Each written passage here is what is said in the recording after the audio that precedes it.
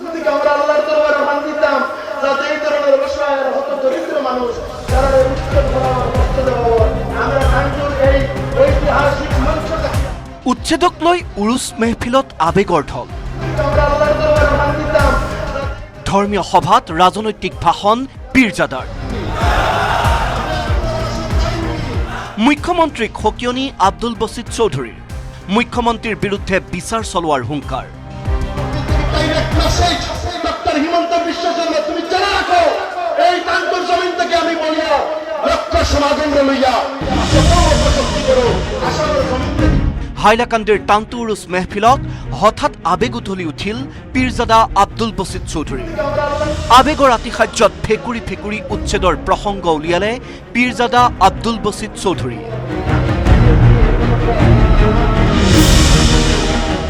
আমরা যদি জানতাম এই জমিন ইয়া গরওয়ালের তো বিস্তার হতো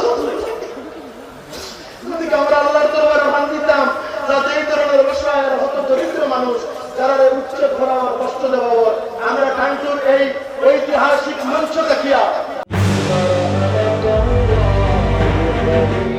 পীৰজাদাৰ মুখত ওলাল মুছলমানৰ ওপৰত নিৰ্যাতনৰ প্ৰসংগ।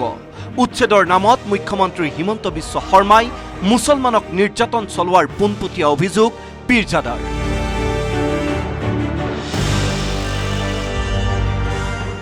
ডক্টর হিমন্ত বিশ্ব শর্মা তুমি জানা রাখো এই তান্তর জমিন থেকে আমি বলিয়া লক্ষ্য সমাগম লইয়া তুমি যত অপশক্তি করো আসামের জমিন থেকে তুমি মুসলমানদের চালাইতা আর মুসলমানদের মিটাইতা এই সমস্ত মুখ্যমন্ত্রী বারবার আইবা মিটিবা কিন্তু আসামের মধ্যে মুসলমান আইবাসন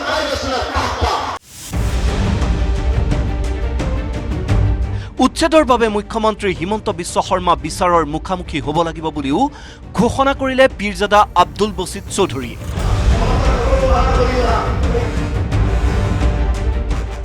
আমরা বিভিন্ন সময় টার্চার করো আমরা সবর করবো আমরা কাছে কোনো আত্মীয় নাই আমরা সবরদার মানুষ কিন্তু জেনে রাখো এটা বহুত সিয়ামাকুল ধ্বংস হয়েছে নাম মিটিছে বহুত এমএলএ মন্ত্রী নাম মিটিছে মানুষ আসে না যায় না এর নাম পত্রিকা দেয় না আগে মিডিয়া পত্রিকায় আর সিকিউরিটি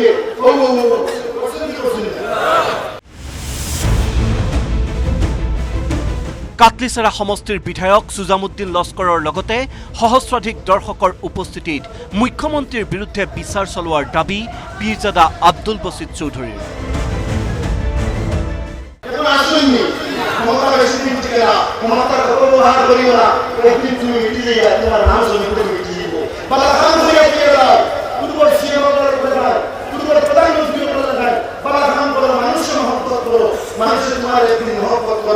জমিন ছাড়িয়ে গেলে তোমার নাম জমিনের মধ্যে উৰুচ মেহফিলৰ উপলক্ষে আয়োজিত ধৰ্মীয় সভাত পীৰজাদা আব্দুল বছিদ চৌধুৰীৰ ৰাজনৈতিক বক্তব্যই তোলপাৰ লগাইছে হাইলাকান্দি। এতিয়া চৰকাৰৰ প্ৰতিক্ৰিয়ালৈ অপেক্ষা কৰিছে জিলাখনৰ ৰাইজে।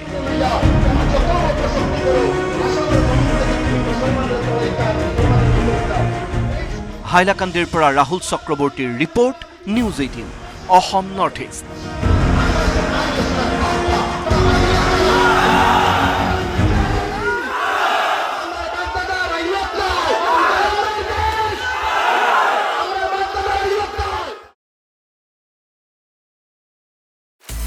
আপুনি বিচৰা বাতৰি পাব কেৱল নিউজ 18 এপত।